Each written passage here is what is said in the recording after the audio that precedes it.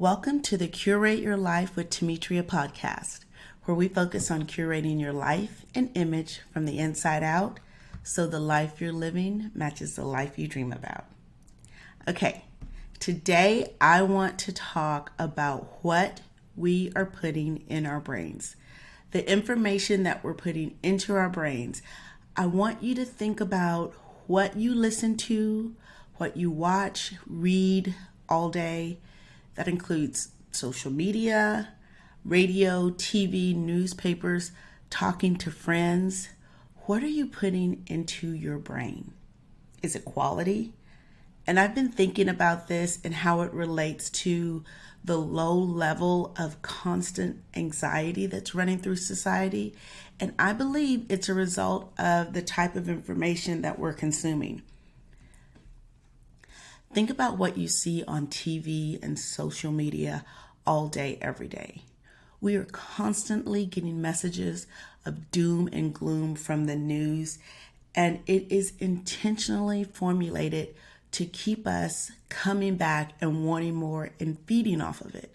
Think about this. When something big happens, like a big storm or a big news event, they give it a name and graphics and theme music. None of that is necessary to give you information. That is designed to evoke emotion. It's dramatic. It is designed to pull you in. And if that wasn't bad enough, we have networks full of and built around reality TV, which, newsflash, is not real at all. And I'll get on my soapbox about that another time. But the main draw of reality TV is watching someone else's misery and conflicts. And then we wonder why we feel stressed. And it's because that's what we're putting in. That's what we're feeding our brain. We're watching people nitpick at each other and go back and forth and argue. Or we're watching heartache and suffering. And then we wonder why we have low-level anxiety running through our society, or we feel stressed and why we get tired at night. And you may say, well, that's just my way of winding down and escaping. I know it's not real, or even worse, I think it's funny or ridiculous. But why on earth would you want to wind down while you're watching people go at each other? How does that help you wind down? Because if you really paid attention to and were in tune with your body and the emotions, you would recognize the heightened emotion in your body. When you watch a TV show and you feel animosity toward a character, that is real emotion in your body affecting your nervous system. Then you turn it off after watching just one more, and you get into bed and you wonder why you toss and turn and can't sleep at night. You're wound up. You are all wound up. And even if intellectually you know that it isn't real, your body does not. And it's reacting to the emotions produced by watching that show. Think about it. Think about a horror movie.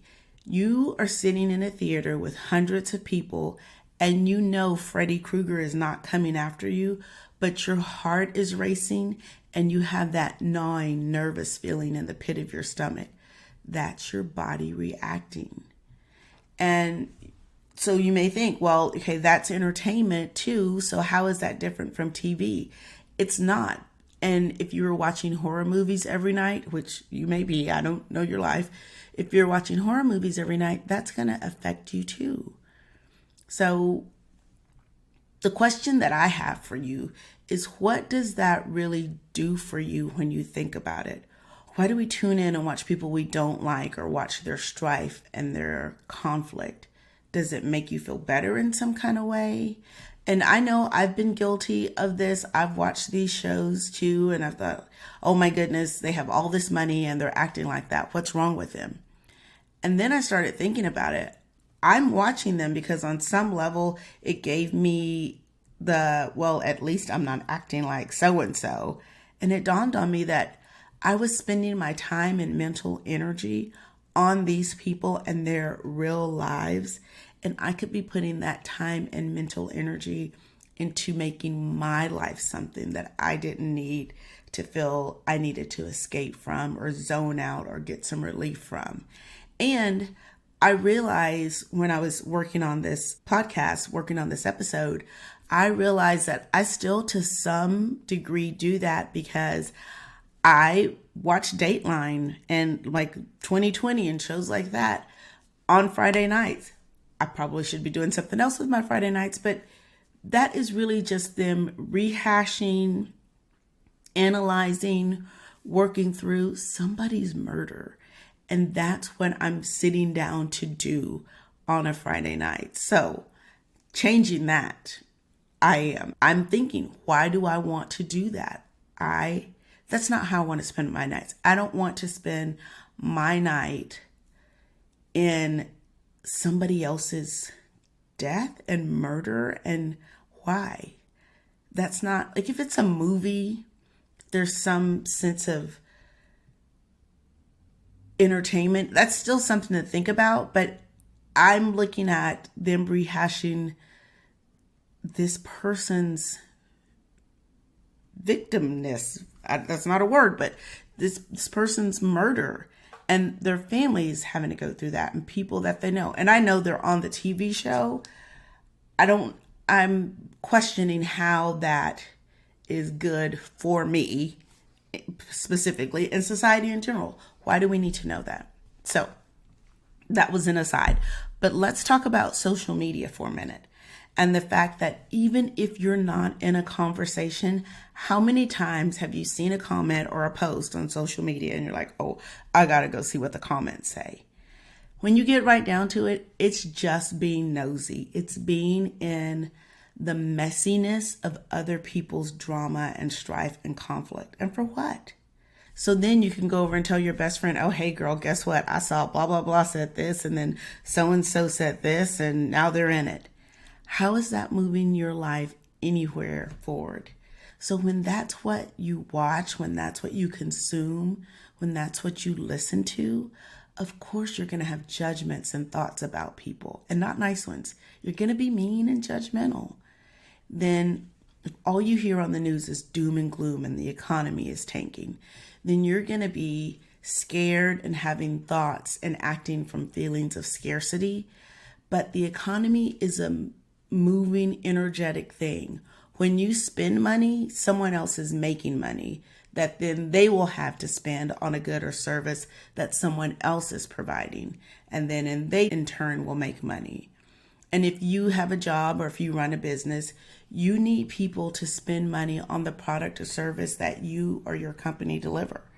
But if all you and everyone else is hearing and reacting to is the market's going to tank, and then you start hoarding money and worrying and stop spending, then you're stopping the flow of money. And I'm not an economist, but think about that. And let me give you another example. Evidently, there was an issue with a bunch of canceled flights last week or recently. I don't really know because I don't watch the news. But I had a friend who mentioned it and said she was worried about her flight in late July. What on earth? So she's going to spend the next few weeks worrying about that, because I have news for you, my friends. That will change nothing except her stress level. I knew nothing about it, still don't know much. If it was an airline or a regional thing or multiple airlines due to weather, whatever it was. What I do know is that I don't need that information for my life right now. Do you know what I need to know? I need to know if my flight in mid-July is going to be on time. Do you know when I need to know that? Before I leave for the airport. Do you know how I will get that information? I'll check the airline app or watch for the alerts that I signed up for. I don't need to watch the news from now until mid-July and hear them analyze it 6 ways to Sunday for me to know what's going to happen with my flight. I don't need to know about and then complain about to a friend every possible canceled or delayed flight between now and then. It adds no value to my life whatsoever. Parolees and pit bulls add no value to my life whatsoever. Watching housewives argue over dinner about who snubbed who at a charity auction adds no value to my life. Going to a charity auction, helping with a charity auction would add value to my life. And you get to decide what adds value to your life and why. But I bet you my favorite pair of cowboy boots, that cheaters ain't it. So, what do you want to put in? What kind of input do you want? I suggest that you consume things that are going to get you where you want to go. And if you don't know where you want to go, ask yourself, do I want to be a parolee with a pit bull? No? Then what's the opposite of that? An upstanding, productive member of society? What can I do to do that? Volunteer, pay taxes without bitching, run for office, be the change you want to see, smile at a neighbor. And you may be thinking that is so ridiculous, but I want to ask you why. Why do you think that? Why is that more ridiculous than watching Naked and Afraid?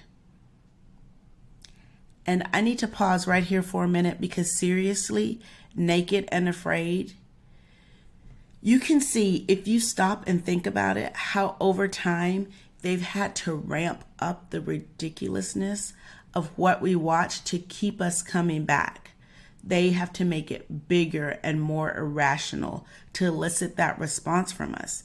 And I think it's because our minds and our bodies have to figure out a way to normalize that and tamp down the anxiety that's produced. So then we don't think Survivor is any big deal anymore. We need the people to be out there in the wild trying to survive while naked and afraid to excite us, right? And they know that, so they keep coming up with something even bigger and more dramatic every time. And you know when it all boils over and comes out? When you're screaming at somebody in traffic. Why are we so angry? It's because that's all we're hearing. It's all the strife. It's all the stress.